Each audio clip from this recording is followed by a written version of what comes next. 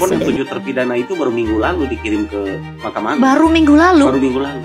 Kita kawal ini. Ini justru ini masa-masa apa ya? Menurut saya masa-masa genting.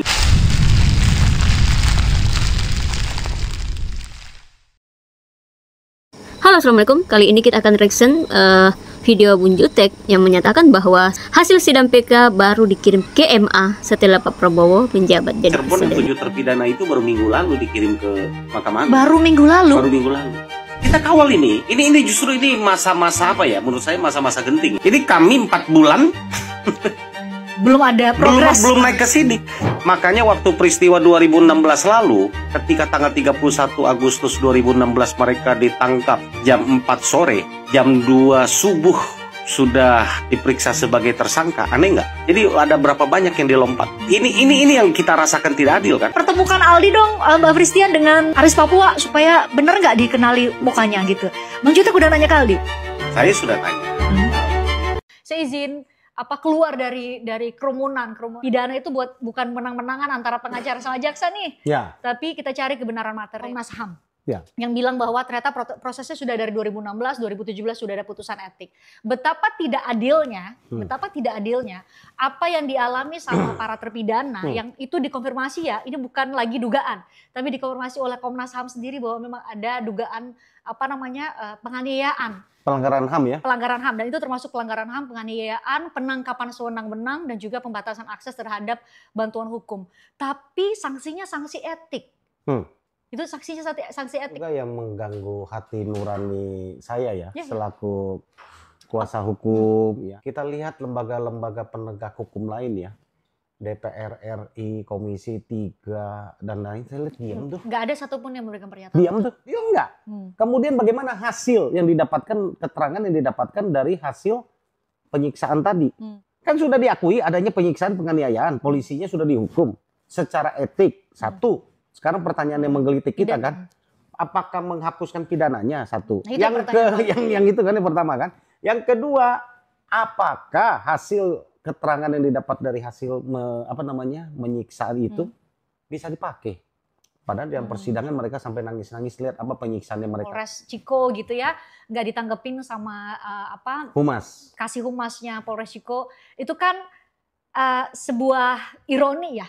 Harusnya kan humas itu emang ditugasin buat memberikan pelayanan kepada kami udah suratin, kami udah kontak lewat WA dan lain. Padahal kan sebenarnya hanya mau minta klarifikasi ya sebenarnya. Kalau nggak ada apa-apa ya nggak apa-apa gitu ya, dijelasin. Kenapa mesti takut ya? Betul.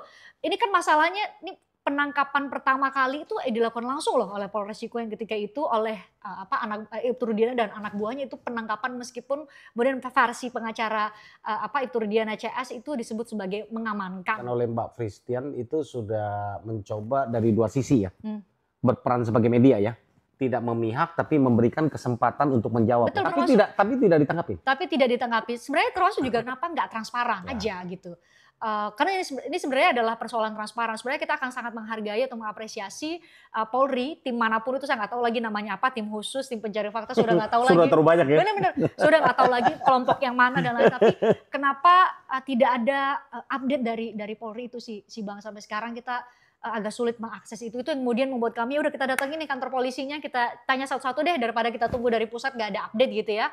Saya sama Bang Reza, Mas Reza Indragiri juga membahas ya terakhir bulan Juli apa Juni gitu ya, Mabes Polri membahas mengenai ini dan kemudian berhenti. Mungkin apakah masuk akal alasan dari banyak pihak itu adalah karena nggak mau ganggu proses peninjauan kembali yang tengah bergulir saat ini. Ya dari sudut pandang kita yang menanti-nanti, yang hitung kebayang tuh para terpidana lagi ada dalam tahanan sekarang tuh, sebenarnya kan hari per hari itu mereka butuh kepastian hukum. Iya nggak Bang? Iya.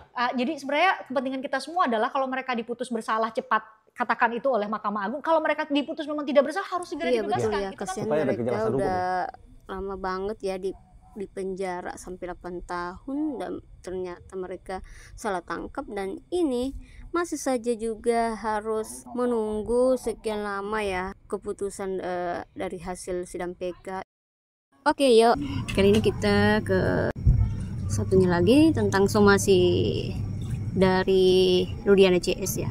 Menarik ya buat saya, Mbak Fristian, tentang yang disebut namanya ya, Aris Papua. Aris Papua. Persidangan ya, kan ada terpidana dan juga ada klien kami ya yang dibawa sumpah ya, menceritakan kronologis, dan ketika terjadi penyiksaan itu dia menyebut satu nama, namanya Aris Papua. Ya, lucunya dia kan tidak pernah menunjukkan Aris Papua itu mukanya bagaimana, dia nggak pernah nunjuk orang loh. Ingat aja, dia nggak pernah nunjuk orang loh. Dia ingat nama aja ya? Dia ingat nama doang. Dia ingat nama oleh karena waktu dia dipukul ada yang mengatakan Aris Papua masuk gitu kan. Kan gitu. Dia hanya itu, dia tidak penunjuk orang. Ketika ditemukan nama Aris Papua itu, Aris Papua yang dimaksud, yang diwawancara Mbak Christian, saya cukup aneh juga sebagai kuasa hukum, penasihat hukum dari mereka ya. Klien kami kan tidak pernah menunjuk siapa orangnya. Emang yang namanya julukan Aris Papua itu cuma satu dia. Ya kan, kalau memang nggak terlibat ya santai aja gitu kan.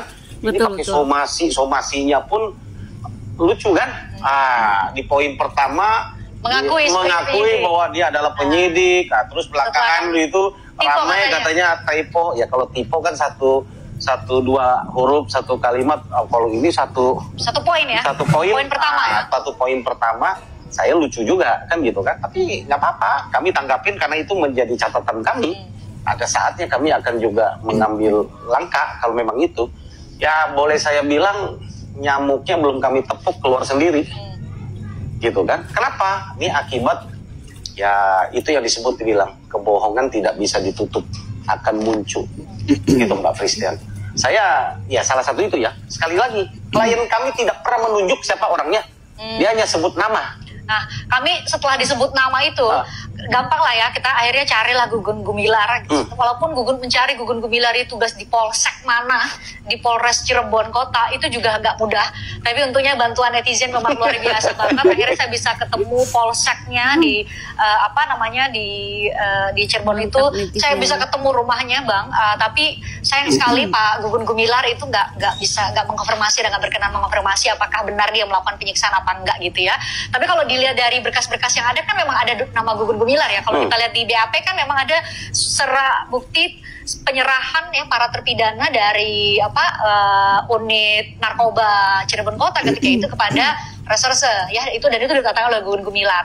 Nah yang menarik tuh yang tadi Abang bilang Aris Papua ya, saya cari Pak Aris Papua tuh susah banget nyari rumahnya, dan dia mengaku nggak berada di nggak bertugas di Polres Cirebon Kota. Ciko ya? Ya Ciko, dia berada di Polres Sumber. Jadi itu yang menjadi kalau bahasa hukum itu alibi bahwa saya nggak mungkin dong mukulin, termasuk salah satunya Ali gitu ya, atau para terpidana nggak mungkin saya ikut-ikutan. Makanya saya tanyakan, satu circle nggak dengan itu Rudian nggak kenal. Ya, tidak sih tadi ya bincang-bincang Bun Jutek dengan Mbak Christian. Ya sangat lucu juga ya tentang mensomasi ini. Oke guys, mungkin ini terakhir ya, sampai di sini dulu reaction kita kali ini di kasus Vina. Semoga hasil sidang PK 7 terpidana ini terkabulkan ya. Amin. Oke, sampai di sini dulu reaction kita. Bye. Assalamualaikum.